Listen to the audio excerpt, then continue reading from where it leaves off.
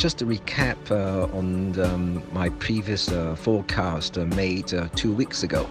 At the time, 3 days after hitting a fresh 2.5-year top at 120.93, euro started to retreat, and I said that it looks like a temporary top has been made, and my recommendation was to sell the euro on the recovery to 120.20 for a target at 120.95.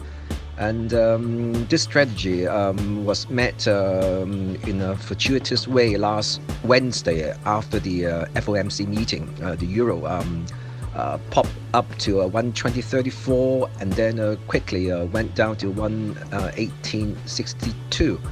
So let's look at the euro in the coming days, and I still retained my outlook that the medium-term uptrend on the euro has made a temporary top at 120.93. So we are going to see more downward pressure on the euro. I think that two main factors weighing on the euro are the hawkish Fed's dot plot making a likelihood of another rate hike in December quite strong, and then the second factor would be the present political uncertainty in forming a coalition government in Germany by Merkel's CDU party, and we can think of a third downside risk for the euro. That's the geopolitical tension between North Korea and US. So that would lead to selling of the euro versus the yen and also the Swiss franc. So I think that any rebound in the euro would be sold if the North Korea tension resurface. So my recommendation for the week is I still look for euro to come under selling pressure. So if we see a daily close below 118.24, then you can see from the daily chart that's a clean break of the trend line on the daily chart. So I see that the euro has good potential to move much lower once we break 118, because the overall short euro position is still pretty high, so we will see more long liquidations on the euro, and that would send the euro much lower, at least to 117. I think that would be my immediate downside target. But then the support at 116.63, which is the last month's low, I think that would hold, because overall I think the medium-term outlook is still constructive for the euro to move higher after a month or two of broad consolidation or correction is over. So that's my outlook on the euro in the coming days.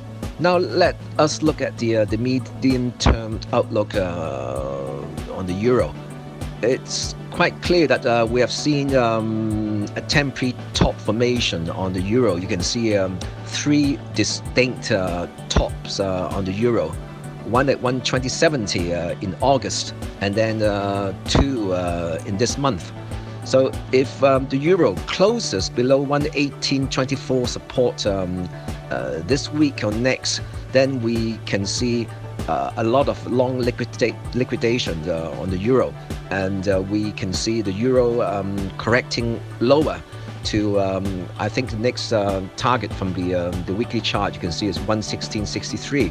So this level I think is quite important. If euro does manage to hold above this support, then the medium-term outlook remains constructive for the euro to go to 122 and 123.